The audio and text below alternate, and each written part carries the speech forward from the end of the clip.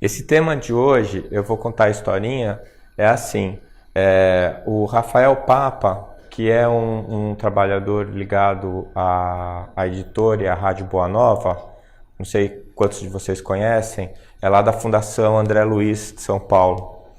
Ele resolveu organizar um livro tendo como base textos que foram enviados à Rede Amigo Espírita, que é uma rede online, que já tem bastante tempo, e que recebia textos, né? E ele organizou esse livro, chama Conexão com Deus. E ele olhou nessa base de dados, que já tem alguns anos já, ele olhou todos os textos que se referiam a Deus e aos aspectos relacionados à fé. E tinha um texto meu lá que eu escrevi em 2011. E é um texto que tem um nome até curioso, né? Assim, será que Deus sabe o número do meu CPF? Né? Porque eram umas coisas que eu estava pensando na época. E aí eles me pediram autorização para usar o texto. Na hora eu fiquei todo feliz, né? Falei que podia. Depois eu fiquei preocupado, faz 9 anos que eu escrevi, né? De repente já não é aquilo que eu acho, tal. E eu fui reler o capítulo e eu tô por aí ainda, né? Então, eu vou trazer para vocês essa reflexão. Então, sempre lembrando que se a gente vai fazer uma palestra ou vai dar uma aula, a gente vai transmitir um conhecimento considerado bem estabelecido. Então, por exemplo, eu posso dar uma aula sobre o livro dos Espíritos. Eu vou lá, eu abro o livro, estudo e vou passar para vocês o que está no livro. É óbvio que sempre quem conta um conto aumenta um ponto, né? Eu sempre vou passar a mensagem dando a cor do meu entendimento. É aquela história do telefone sem fio, né? Mas eu estou passando um conhecimento estabelecido. Isso acontece na palestra ou na aula. A reflexão é uma ideia que eu tenho e que eu vou dividir com vocês. Então, qual é a diferença? A diferença é que você tem que botar o seu filtro para funcionar de uma maneira mais rigorosa, porque é uma ideia minha. E pode não ser a mesma ideia que você tem todo o direito de discordar, e também eu posso estar errado. Mas por que a gente divide essas coisas? Porque às vezes você teve uma ideia, você desenvolve alguns pensamentos que são errados, mas você joga coisas que alguém vai pegar e falar, não, isso não é verdade por causa disso, desenvolve o assunto e acaba chegando no conhecimento estabelecido. Então, não é necessário que você acerte todas as vezes para você colaborar. Para você colaborar é necessário que você queira colaborar, né? Quando eu cheguei a essa conclusão é que eu comecei a escrever, publicar artigo, publicar livro, porque eu tinha muito medo, né, de escrever uma bobagem, falar uma bobagem e depois me arrepender. Então eu sempre deixo isso bem claro para as pessoas poderem fazer uma avaliação adequada do conteúdo que eu vou trazer. E esse conteúdo, por exemplo, eu já há algum tempo que eu tenho falado sobre isso, tem gente muito melhor que eu que também não concorda, né? Um deles é o Haroldo. O Haroldo, eu já assisti uma palestra dele falando sobre Deus e ele tem alguns pontos bem discordantes da minha ideia. Então, assim, você depois pode procurar a palestra dele e tira a sua média, né? Nem eu, nem ele, tá bom? Então, é essa questão de Deus. Que Deus que eu acredito? E aí, no texto, eu coloco Deus com letra minúscula e Deus com letra maiúscula. O Deus com letra minúscula é o meu Deus, o seu Deus, que não é Deus com letra maiúscula. Tem Deus e é um só, e é o mesmo para todo mundo. Mas o seu Deus é a maneira como você acredita nele nesse momento. Dentro do seu nível de evolução, do nível de conhecimento que você tem e das vivências do seu passado e da evolução espiritual que você está apresentando nesse momento e que te permite chegar a uma determinada conclusão sobre isso. É óbvio que, como disse o Humberto Roden, que Deus seria esse que em tua consciência coubesse, né? Como é que pode a criatura entender o Criador, né? Então é óbvio que a gente não tem essa pretensão. Mas eu também eu sou muito contra essa ideia que eu acho comodista de falar assim, não, Deus não dá para entender, deixa para lá. Como assim deixa para lá? Né? É o Criador, é o Pai, não é deixar para lá. Mesmo sabendo que eu não vou chegar no destino, se um dia eu quero chegar no destino, por que não começar a dar o primeiro passo? Né? Se eu quero ir a pé daqui até Manaus, se eu achar que é longe demais e nunca começar a jornada, eu nunca vou chegar no fim. Então, dentro do que eu tenho hoje, o que eu posso falar sobre isso? Que ideias eu posso remexer na minha cabeça, né? Os americanos chamam de brainstorm, né? Uma tempestade de ideias. Vamos fazer essa tempestade de ideias. Nada melhor do que o Espiritismo para fazer isso, porque a gente tem uma fé raciocinada, a gente tem espaço para a ciência, aliás, a gente tem espaço para a religião dentro da ciência. Então, a gente tem uma visão que, na minha opinião, é privilegiada. Então, que Deus, com letra minúscula, é o Deus que você acredita? Em que ponto é que você está? Eu tenho me incomodado bastante com uma questão que me afeta, e eu tenho percebido que afeta muitas pessoas. De um jeito ou de outro, a gente vê Deus como uma pessoa, um Deus antropomórfico, geralmente um velhinho de barba, né? E como a gente vê ele como pessoa, e significa que nós estamos projetando a nossa imagem nele, não o contrário, a gente acaba projetando nele também as nossas dificuldades, os nossos defeitos.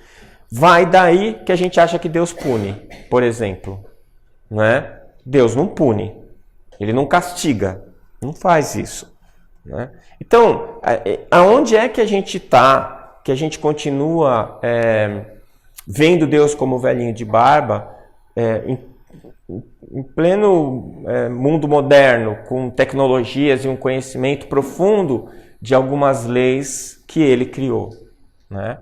Então, eu procurei fazer essa análise a partir de preceitos básicos. Por exemplo, a primeira coisa que eu vou falar do meu Deus. Meu Deus é eterno e perfeito. Alguém discorda? Não, né? Então, Deus é eterno e perfeito. Beleza, vamos lá. O que é eterno? Não começou e não vai terminar. Tanto que no dicionário não tem a diferença, a palavra eterno e infinito não tem diferença, mas eu fiz a diferença para ficar mais fácil para minha cabeça. O que é infinito? In, não tem. Finito, fim. Não tem fim. O que não tem fim pode ter começo, não é? Pode ter começo. Então, o infinito é o que não tem fim. E o eterno? Eterno é que sempre foi e sempre vai ser. Eu não sei quanto a vocês, mas isso é um problemaço na minha cabeça, né? Porque assim, Deus criou tudo. Deus é que sempre existiu. Tá. E ele criou tudo. Tá. Então, tem algum espírito eterno sem ser Deus? Porque Deus não é um espírito, hein? Ele criou os espíritos. Não, todo mundo começou. Mas se Deus sempre foi e ele sempre criou, não teve um primeiro. Vocês concordam comigo? Que não teve um primeiro? Deus chegou assim e falou assim, eu tô aqui sem fazer nada, eu vou começar a criar espíritos. Se ele sempre foi e ele sempre criou, sempre teve espírito. Já não deu um nó na cabeça? Não saiu a fumaça? Pois é. É um problema isso. A matéria. Não, a matéria, Deus criou, as inteligências. Então matéria começou alguma vez? Mas se Deus é eterno, ele sempre criou, sempre teve matéria. Então a matéria não começou também? Então a matéria também é eterna? É um problema. Por que é um problema? Porque o nosso espectro de análise, dentro dos referenciais que a gente tem, tudo começou e vai terminar. Então, se eu vou avaliar o infinito, eu ainda consigo, pelo menos na minha cabeça, eu consigo admitir isso. Eu, por exemplo, como espírito, um dia eu eu nasci como individualidade, tá? Beleza. Eu espero que não tenha sido muito tempo atrás, porque se eu não reprovei muitos anos, né, na série da evolução. Mas eu imagino que eu não vá terminar nunca, porque o meu espírito é infinito, não eterno, é infinito. Então eu consigo admitir isso, e consigo pensar eu no infinito, mas não eu no eterno. Deu para perceber? Então, isso já é um problema. E como eu defino tudo, eu quero botar limite em tudo, Deus não vai caber em nada do que eu consiga admitir. Porque ele não cabe nos meus referenciais. Ele é anterior aos meus referenciais. Isso do Deus eterno. Então, concordam que não deu para a gente entender absolutamente o que significa? Tá, mas já deu para a gente ter uma ideia que ele nunca começou, mas ele sempre criou, então sempre teve criação. Eu não consigo chegar no ponto zero da criação. Eu consigo chegar no ponto zero da criação deste universo. Mas e antes deste universo? Já tinha Deus. Já tinha Deus, já tinha matéria, já tinha espírito. Então, eu sou forçado a admitir que este universo é apenas um fragmento da criação eterna. Então, tem infinitos universos. Não é? Vocês saindo de casa hoje não imaginaram que iam passar por isso, né? Pensa bem. Por quê? É muito complexo isso. Porque nós não temos esses referenciais. E o Deus perfeito? O que significa perfeição? Significa alguma coisa que não tem defeito nenhum e que é completa. Concordam comigo? Eu não posso ter uma coisa com defeito, porque ela não é perfeita. Ou eu tenho uma coisa que não tem defeito, mas ela não está completa. Então ela não é perfeita. Ela só não tem defeito, mas ela não é perfeita. Então, se Deus é perfeito, significa o quê? Que ele não tem defeito e ele é completo. Tá? Se não tem defeito e é completo, evolui? Não. Nós evoluímos porque nós começamos. E nós vamos chegar num momento em que nós vamos chegar na perfeição, ou como eu gosto de chamar, na perfectude. Não foi eu que inventei essa palavra, tem em livro espírita, só que não está no dicionário, perfectude. Eu achei legal porque é assim, perfeito é Deus.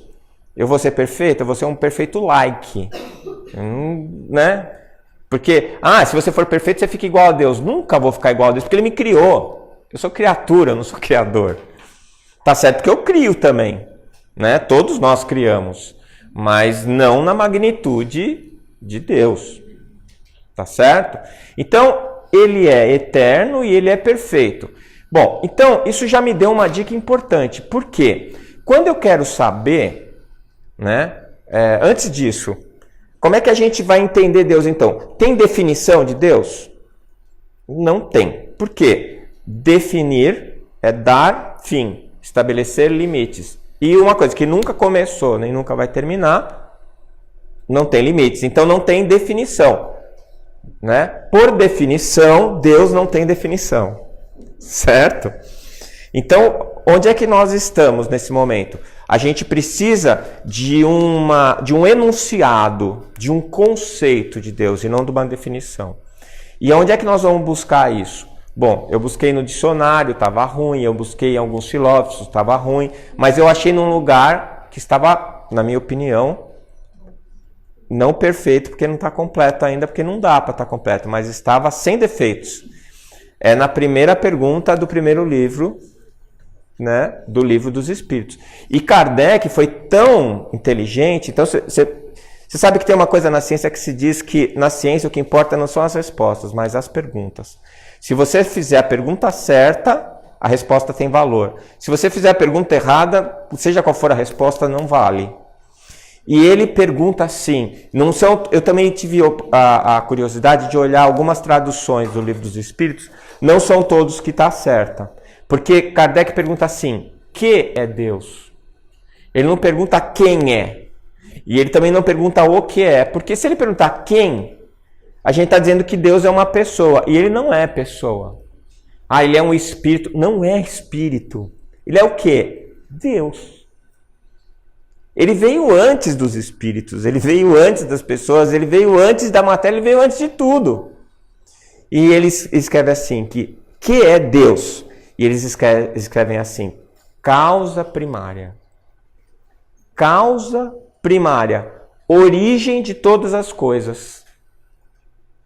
Tá bom para vocês? Para mim tá, eu fiquei satisfeito. Por quê? Porque é exatamente isso que eu preciso, ou que dá para eu saber nesse momento. Porque eu já não consigo entender eterno, eu vou querer entender a criação divina? Não. Tá? Então, se Deus é perfeito, se Ele é eterno, e se Ele é a causa de tudo, quando eu quero saber se alguma coisa é criação divina, ou é uma criação das criações, que o André Luiz chama de cocriação, e ele ainda divide cocriação menor e cocriação maior. Todo mundo já ouviu esse conceito? A cocriação maior, por exemplo, Jesus. Jesus é um cocriador. Ele criou o planeta Terra. Mas nós criamos o quê? Bom, nós criamos essa mesa, nós criamos esse prédio, nós criamos essas câmeras que estão filmando a gente. Então a gente cocria. O planeta Terra não era do jeito que é hoje. Quem mudou o planeta? Nós. Estamos co-criando. Aí chama de cocriação menor. E a cocriação maior é a nível universal. Então, tem um espírito, e eu já falei isso aqui outro dia, eu estava pensando nisso outro dia. Jesus é o cara, né?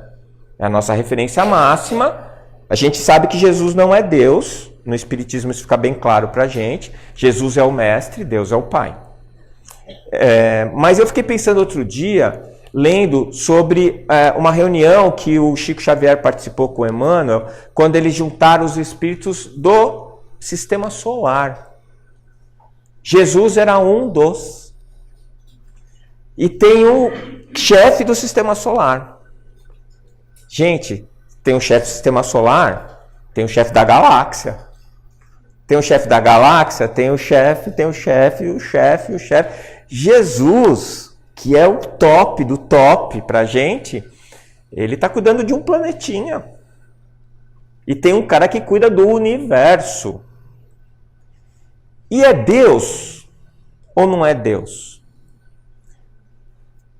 Deus é a causa primária. Então eu pergunto assim, Deus criou essa mesa? Quem criou a mesa? Foi um marceneiro. Usando o quê? Uma árvore e as ferramentas. Então Deus não criou a mesa? Mas Deus criou o marceneiro. E Deus criou, de algum jeito, a árvore. Então, é assim, é uma boa resposta. Deus criou tudo. Então, falar como Deus, como causa primária. Mas a causa primária não é a causa imediata. Vocês percebem a diferença? Se Deus fosse causa imediata, como Ele é infinitamente bom e justo, como Ele é perfeito, não ia ter injustiça. Vocês concordam comigo? Então, se a gente passa por aí e vê o mal, que na verdade não é o mal, apareceu ali, questão 120 do Livro dos Espíritos, todos os espíritos passam pela feira do mal? Os espíritos respondem, não, pela feira do mal não, pela feira da ignorância. Não é? Por quê? Porque não existe o mal. O mal é a ausência do bem. Santo Agostinho já falava isso. Não é? Mas existe a ignorância, a falta, a imperfeição, a escuridão, que é a ausência da luz. Então, quando a gente parte para pensar dentro desse espectro, a gente começa a ver que se é perfeito e infinito, é uma criação divina. Mas se tem começo e tem fim, é uma cocriação. Isso já é uma tirada minha. Podem discordar. Porque eu fico pensando assim, o universo começou? Sim, teve o Big Bang. Não é? O grande problema é que os materialistas falam assim, foi o Big Bang que deu origem ao universo, não tem nada a ver com Deus. Ah, beleza. O que tinha antes do Big Bang? Nada. Bom, então você, eu não sei, você acredita em mágica. Você acredita no maravilhoso. Não, eu acredito em ciência. Bom, mas você acha que o nada criou o universo? Tem alguma coisa errada? O que tinha antes? Ah, mas não era Deus. Tá, o que era? Ah, era uma força, não sei o quê. E quem criou essa força? Ah, não sei o quê. E quem criou esse não sei o quê? Eu não sei o quê. Você concorda comigo que em algum lugar eu vou ter que ter uma causa primária? Alguma coisa que não foi causada por ninguém? É Deus. Então, esse Deus que os espíritos disseram para Kardec, ele funciona inclusive para o materialista. Eu fiz uma palestra uma vez, era uma palestrinha antes do passe, e eu estava nessa fase de ficar pensando nessas coisas, e eu falei sobre isso. E tinha lá um obsessor do bem, não era o seu Carlos, era o Feliz, a família Feliz, né? O Júlio e a Enir, e eles colocaram no YouTube e deu 150 mil visualizações. Eu estava falando para 10 pessoas, eu achei que estava bem tranquilinho, né? No final, 150 mil pessoas assistiram. E eu aprendi a não ler os comentários, porque dá vontade de se suicidar depois, mesmo você sendo espírita. Ou o pessoal fica te elogiando, e quando te elogia também, né? Vem uma crítica, a crítica destrói você. Os 59 mil elogios passam batido, né? Então eu aprendi a não olhar mais. Mas o próprio Júlio, ele falou assim, Décio, dá uma olhadinha no comentário, não sei quanto. Eu fui lá olhar, era um materialista ateu. E ele falou assim, eu nunca tinha pensado nesse tipo de Deus. O Deus na minha cabeça era sempre o velhinho de barba, que eu não consigo aceitar. Mas esse Deus causa primária me fez parar para pensar. Eu fiquei tão contente. Eu falei, nossa, aquela palestrinha valeu, né? Por quê? Porque a maior parte das pessoas que eu conheço, dos ateus e dos agnósticos e dos materialistas, são pessoas que de uma maneira ou outra não gostam da religião. O problema deles não é com Deus, é com a religião. Como a religião traz Deus, então eu não quero. Entendeu? Então, é importante que a gente pare para pensar nesse Deus causa primária. E é por isso que eu digo, eu fui criado por Deus? Sim. Não eu, o Décio. Eu, o espírito. O Décio é um fragmento desse espírito. Por que eu acho que eu fui criado por Deus? Como vocês foram? Porque nós tivemos um começo, mas a gente não tem fim. Então nós somos divinos. E se nós somos divinos, nós somos perfeitos. E como é que eu faço tanta bobagem? Porque eu sou incompleto. Eu sou ignorante. Mas eu sou perfeito. Porque eu fui criado por Deus. O universo foi criado por Deus? Teve começo, não teve? O Big Bang. Vai ter fim? Parece que sim. A notícia que a gente tem dos cientistas é que vai ter o fim. Como o planeta Terra vai ter um fim, né? O planeta, o mundo que a gente vive tem fim? Já teve, eu não sei se vocês já perceberam, o mundo já acabou. Quem me avisou isso foi meu pai. A gente estava na formatura do meu filho e meu filho tem um coleguinha dele que é trans, tinha um casal de meninas, tinha um casal de meninos, tinha o pessoal de chapéu com cinto desse tamanho, tinha o menino de óculos todo comportadinho, tinha o que estava de terno e gravata, e todos se abraçando, e todos se curtindo. E meu pai olhou e falou assim, esse mundo acabou. E eu olhei e falei assim, que bom, né? O mundo acabou. Você vê como o mundo que ele se acostumou a acreditar que era o certo, desabou na nossa cara e a gente não percebeu. Por que que acabou? Porque nós criamos. Se a gente criou, termina. É um ciclo. E o ciclo vai começando e terminando. É por isso que eu digo que quem é a causa primária da sua alma, do seu espírito, é Deus. Mas quem é a causa primária do seu corpo? Quem foi que me deu esse corpo que vocês estão vendo? Fui eu. Por isso que está nessas condições que vocês estão vendo.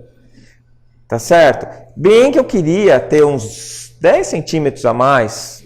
Não ia ficar alto, hein? Queria um olho azul, verde, pode ser. Um pouco mais de cabelo, né? Podia ser mais fácil de ficar magro. Eu podia dar uma mexida no meu projeto inicial. Por que eu não mexi? Porque eu alterei até onde deu para eu alterar. Eu recebi uma carga genética, e em cima dessa carga genética, a minha inteligência, dentro do que ela tem já de conteúdo para interferência, ela conseguiu fazer a criação deste corpo que eu tenho hoje. Então, se você acha que você tá ruim, se você é feio, feia, gordo, magro, porque eu só conheço 2 tipos de pessoa. Homem, às vezes, nem percebe isso, mas mulher tem as que acham que são muito magras e as que acham que são muito gordas. Nunca conheci uma mulher que fala, não, eu tô bem. Não é? É claro que as muito gordas, que se acham muito gordas, são maioria. Né? Mas as muito magras são atormentadas também. Elas falam assim, eu não sei, eu como sorvete e não engordo. Eu falei, eu queria ter esse problema na minha vida. Mas o projeto é dela. Só que não é perfeito, é o adequado, eu diria.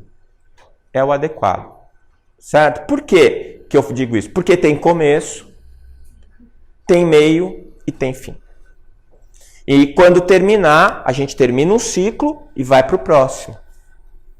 Então, tudo que tem começo e fim, fomos nós que fizemos. Por isso que o planeta Terra tem fim. Não fomos nós, mas foram espíritos criados e não criador. Então, o que Deus criou? Como Ele criou tudo? Ele criou tudo, mas Ele é causa primária. Então, o que Deus criou, na minha opinião? Deus criou princípio inteligente, criou fluido cósmico universal, questão 127 do Livro dos Espíritos, Trindade universal, não é? E o que mais?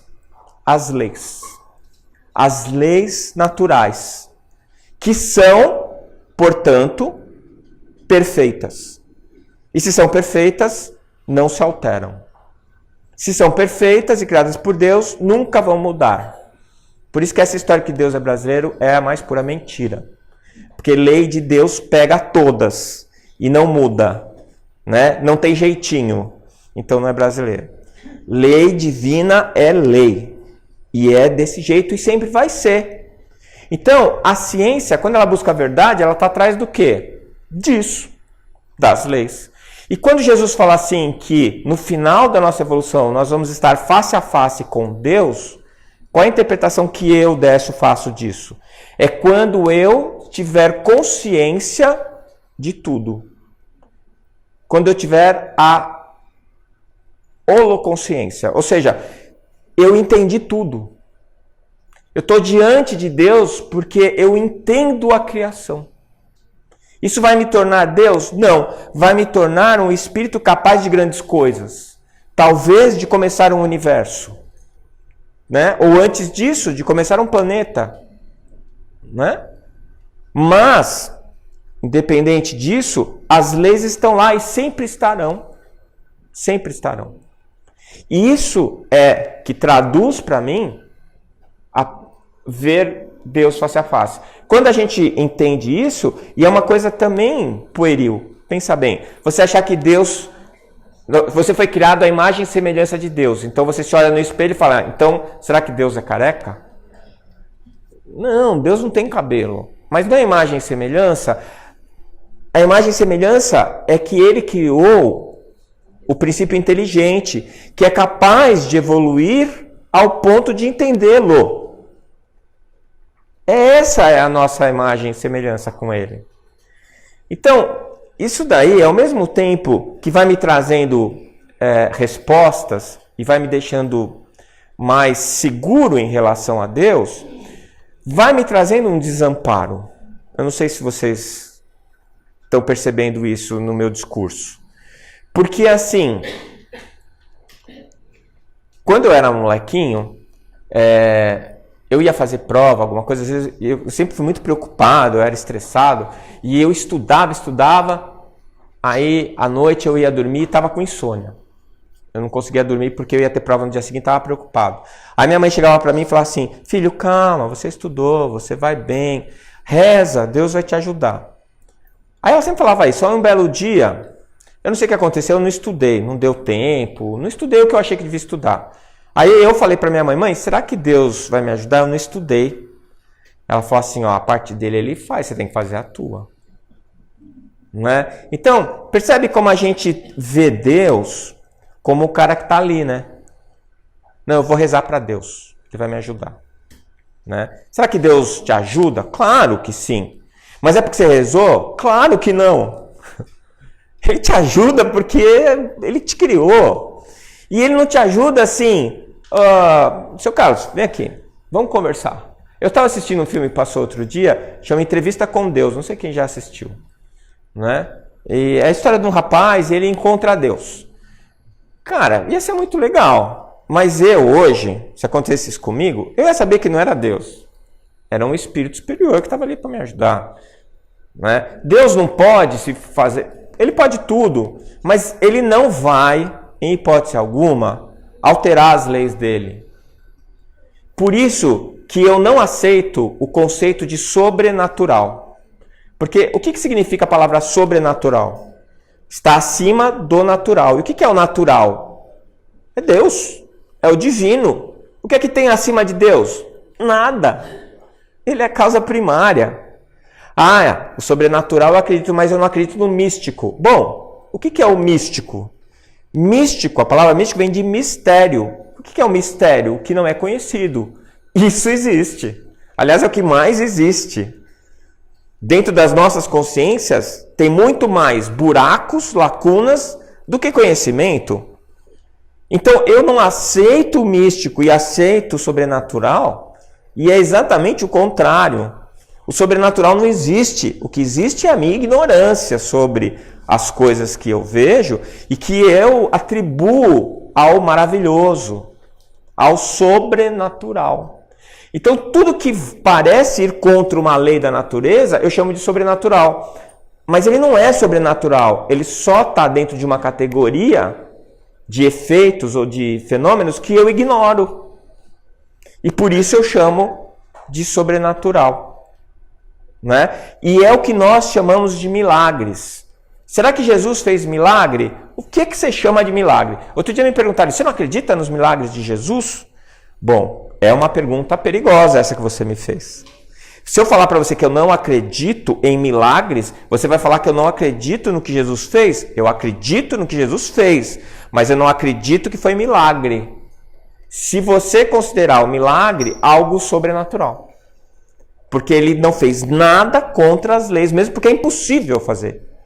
O que ele fez? Coisas que nós não sabemos nem o que, nem alcançar a magnitude do efeito, da manifestação que ele demonstrou ali.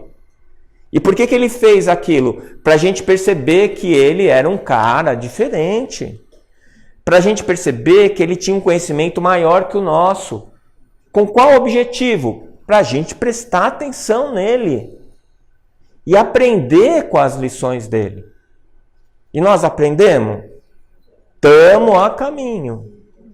São 2020 anos e nós estamos a caminho. Alguns de nós mais do que outros. Mas como disse aqui o Pedro, né? O que aprendeu o Eurípides lá com Jesus. Quer dizer, não adianta a teoria. Então, o que diferencia o espírita? A gente estuda. E eu acho isso o máximo. Acho legal pra caramba. Conversando com a irmã Aila, ela falava assim, o grande problema dos católicos é que os católicos não estudam. Então eles estão num catolicismo que tem pelo menos uns 150 anos. Muita coisa mudou, muita água passou debaixo da ponte e 90% dos católicos não fazem nem ideia. E o espírito estuda. Mas tem um efeito colateral, que tem gente que estuda, sabe um monte de coisa, escreve, dá palestra, mas na hora do vamos ver, é uma catástrofe, né? Faz tudo errado. Tá certo? Então, O importante é a gente entender para a gente pôr em prática as coisas que a gente está entendendo. E mesmo que seja difícil fazer isso. Porque há uma certa dificuldade de você passar a sua razão para a sua emoção. O processo de aprendizado ele só se completa quando você sente de acordo com o que você pensa. Quando você não sofre a influência da emoção de uma maneira a desviá-lo da sua crença, da sua fé, em termos racionais, eu estou falando. Tá? Eu considero fé convicção íntima.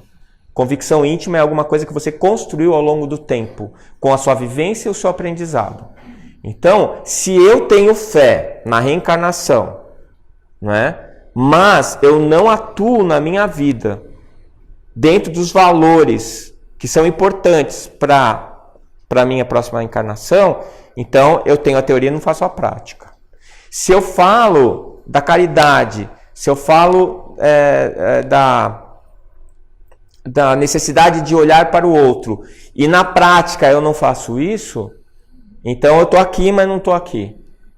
Mas no dia que chegar aqui, não tem mais problema. Então eu falo sempre essa brincadeira. Você está andando na rua e tem um filhotinho de gato brincando com uma bolinha de lã. E você acha o gatinho super bonitinho, não é? Se você tem que parar para pensar, será que eu posso dar uma bicuda nesse gato? Aí você vai falar, não, né? Tadinho do gato.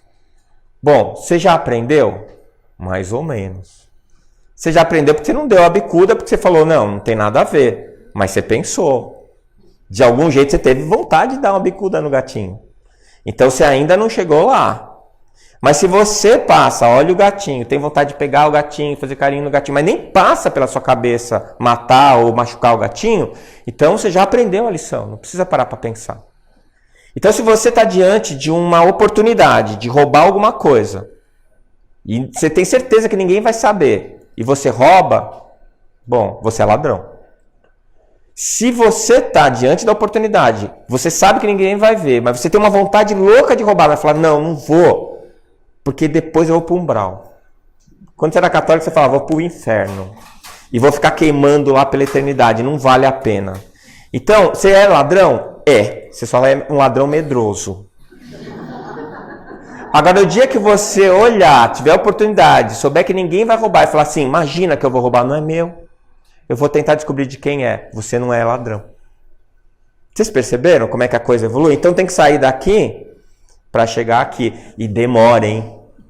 É isso, na minha opinião, que é o orar e vigiar. É isso que você tem que ir treinando. Então, uma vez a minha mulher falou assim, a gente tava brigando, ela falou assim, ela odeia quando eu falo das coisas assim, né? Mas ela me ensina muito, eu tenho que falar.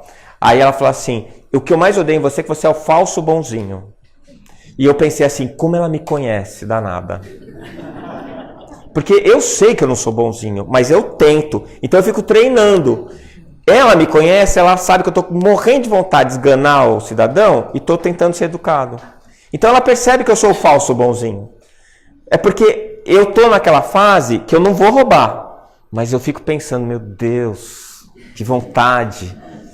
Será que eu vou mesmo para um umbral? Peraí, deixa eu pensar em Dr. Bezerra. Aí o Dr. Bezerra fala, você tá louco me perguntar um negócio desse? Eu falo, tá bom, desculpa. Então eu tô nessa fase ainda. Eu ainda tenho que parar para pensar. Eu reajo emocionalmente de uma maneira agressiva para muitas coisas.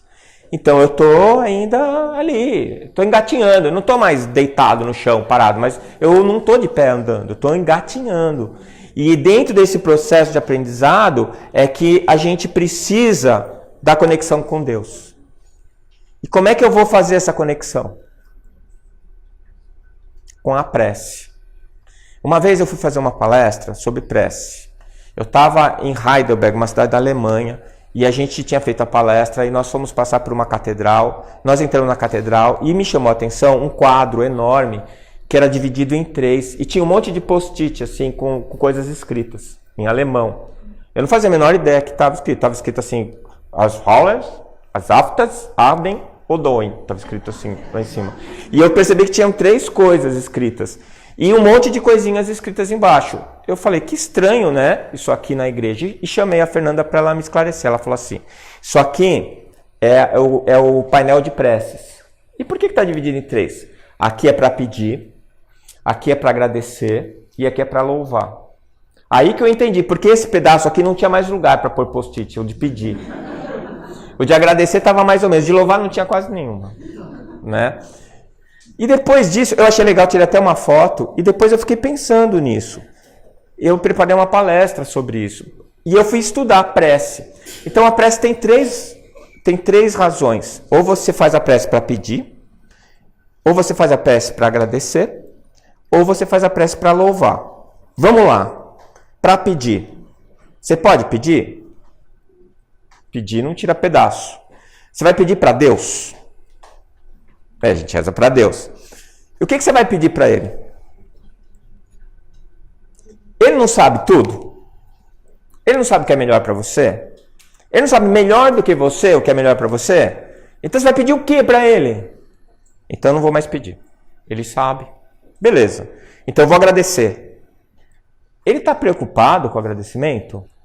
Ele te ama incondicionalmente. A palavra ingratidão não existe para ele. Ele não precisa que você agradeça. Por que ele faz as coisas por você? Porque ele te ama. Porque ele te criou. Não é porque você pediu, nem porque ele acha você bonitinho. Ou bonitinha. Então precisa agradecer Deus? Não. Ah, então eu vou louvar. Piorou. Você acha que ele é vaidoso e precisa que alguém fique, nossa, como você é legal, para melhorar a autoestima de Deus? Você acha que precisa disso? Não. Então, qual é a conclusão? Não precisa rezar.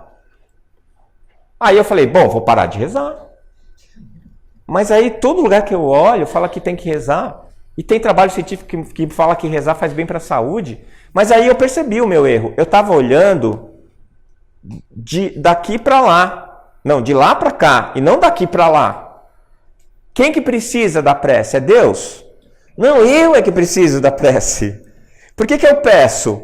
Porque eu preciso tentar entender se o que eu estou pedindo está valendo. Se é isso mesmo. Por que eu agradeço? Porque eu estou feliz que eu me conectei com Ele. E por que eu louvo? Porque eu preciso exercitar a minha crença nele. Porque eu ainda sou ignorante.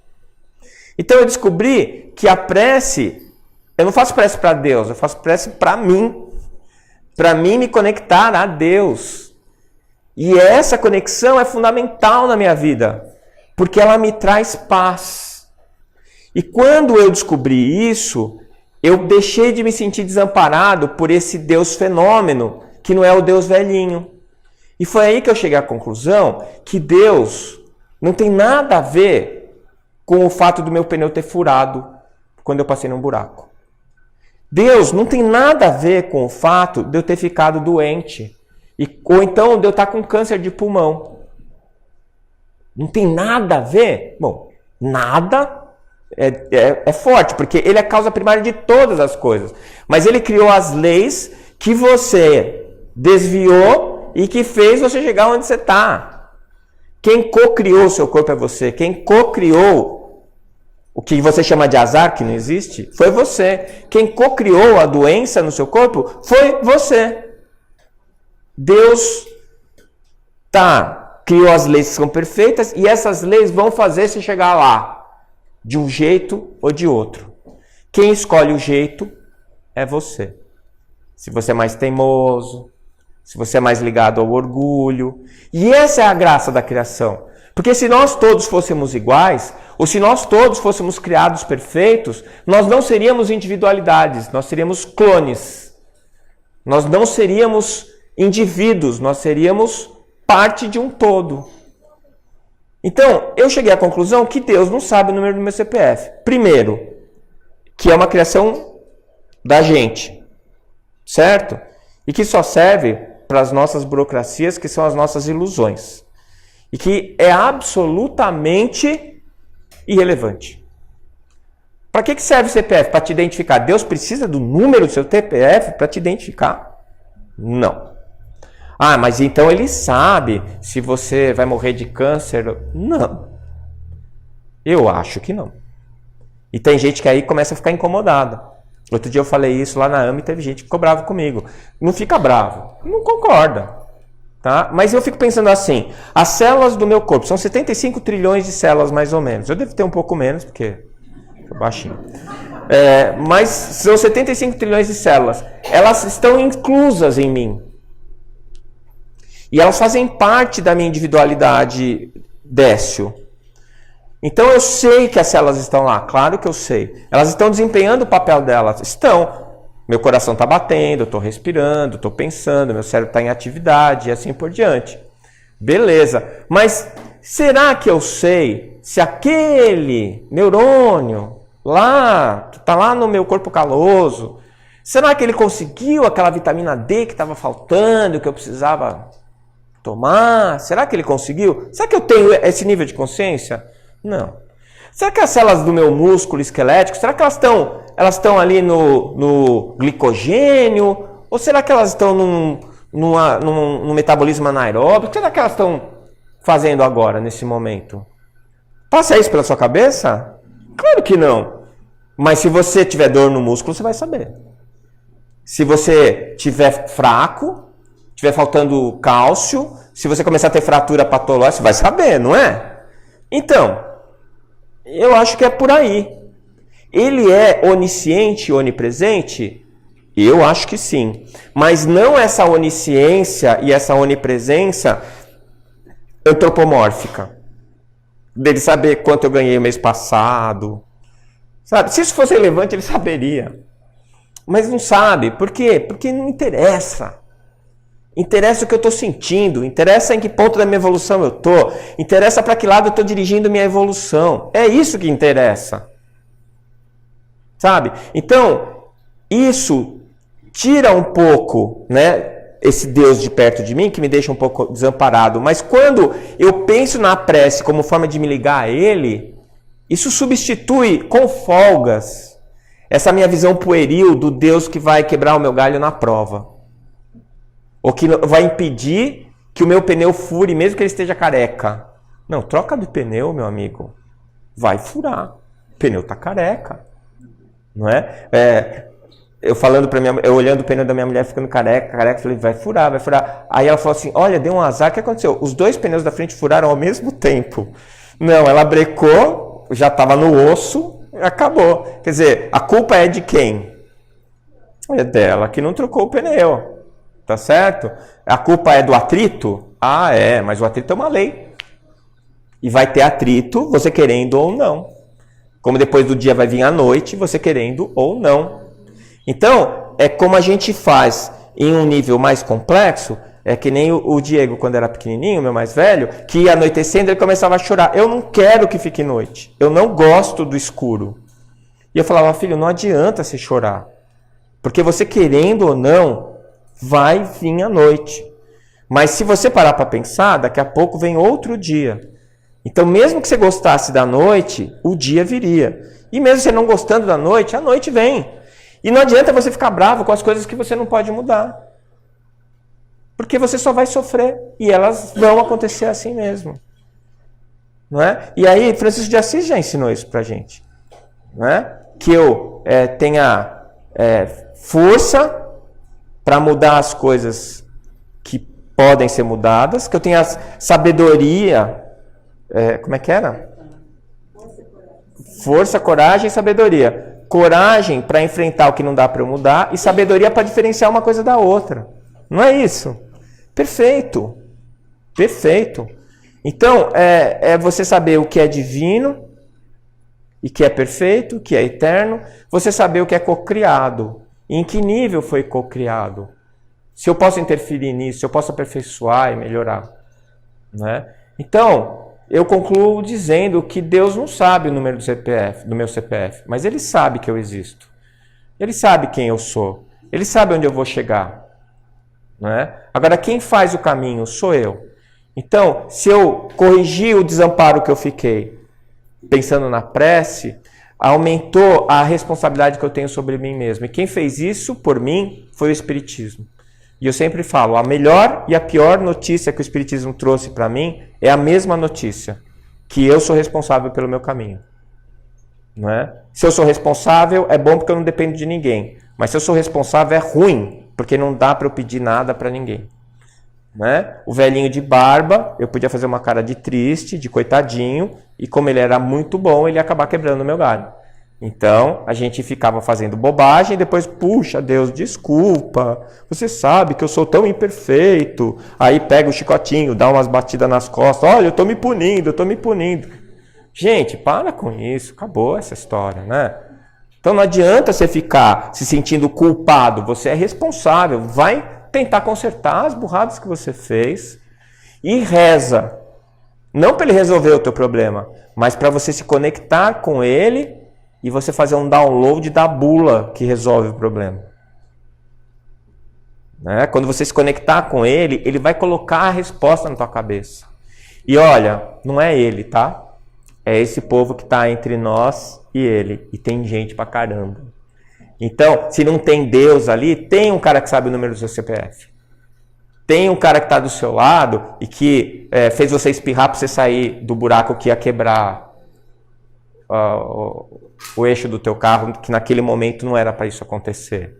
Tem uma pessoa que vai falar assim na sua orelha, escuta, tá aí, ninguém vai ver, mas não é para você roubar não, rapaz. Para com isso, já passou dessa fase. Aí você fala, não, mas acho que eu vou... Vocês são da época do Tom e Jerry, que nem eu, não é? Não tinha o Tom, Anjinho e o Diabinho? Meu, isso acontece todo dia na minha cabeça. Tem o Decinho, tem o Décio bonzinho, o Décio ruim, e eles ficam discutindo dentro da minha cabeça. Né? E eu fico assim, eu sou espírita, vou olhar pro bonzinho. Mas o mouse vai falando assim, eu falo, bem que ia ser legal. Né? Então a gente tem que ir se disciplinando. Mas, se por um lado a gente tem que se exorcizar desse Deus paternalista e antropomórfico, que ao mesmo tempo que vai quebrar as regras, vai te punir quando você quebrar as regras, e portanto não vai ser justo, né? Você tem condições de percebê-lo, não de entendê-lo, não de conhecê-lo perfeitamente por enquanto, mas de percebê-lo através da prece, através da oração, através da meditação. Né? E é isso que nos pede o Espiritismo. É isso que nos ensina o Espiritismo. Né? E é isso que eu espero que a gente consiga fazer. Todo dia, vai pedir muito, mas pelo menos nos dias que você está melhor, quando você vem para o centro, né? Exercita. Façam como eu, tentem ser o bonzinho falso. Por enquanto, porque um dia você vai ser um bonzinho de verdade. Tá? Obrigado, viu, gente, pela atenção. Valeu.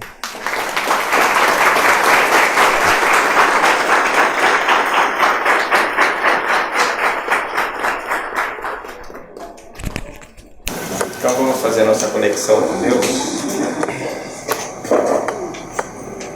Para a gente chegar mais perto dele, para a gente perceber ele melhor, a gente precisa fechar os olhos para parar de ver o mundo de ilusões e ver o mundo real que está dentro de nós. A gente precisa deixar o nosso desejo de lado, parar de pensar nas coisas cotidianas e começar a pensar um pouquinho mais naquilo que realmente importa. O amor que a gente sente pelas pessoas mais próximas, que ainda não é um amor incondicional, mas é o mais próximo disso que a gente consegue nesse momento. E nos lembrando dessas pessoas que a gente ama, pai, a mãe, filho, companheira, aquele amigo querido, os nossos amigos do outro lado, doutora Marlene, doutor Bezerra de Menezes, ou o próprio Jesus. A gente aquece os nossos corações, a gente traz bons pensamentos para a nossa mente, a gente é invadido com essa força criadora, que é a força que vem do Criador, que vem de Deus. E nesse momento em que a gente pensa nele, que a gente se esforça para estar perto dele, quando o nosso fluxo de ideias é direcionado para ele, é o momento onde nós nos sentimos mais completos, mais felizes. É o momento em que sentimos paz e que percebemos que tudo está no seu lugar, todas as coisas estão indo como deveriam ir. que se eu estou enfrentando uma dor, um luto, uma perda, uma dificuldade, eu não estou sendo punido, estou sendo ensinado. Que eu tenha condições de perceber isso, de aceitar e de aprender. E que em nenhum momento eu deixe de pensar em Deus. Eu deixe de pensar em Jesus. Porque nesses momentos são os momentos em que eu terei paz. Que nós sejamos dignos do tanto que estamos recebendo nessa encarnação. Que nós sejamos dignos de estarmos no planeta em que Jesus colocou os seus pés. Que nós sejamos dignos do aprendizado que nos trouxe Allan Kardec. E o Espírito de Verdade, que é o próprio Criador deste planeta. Que nós possamos, a cada dia, nos tornarmos mais mansos. Que nós possamos, a cada dia, estarmos um pouquinho mais perto do Criador. Que Jesus nos ilumine e nos abençoe.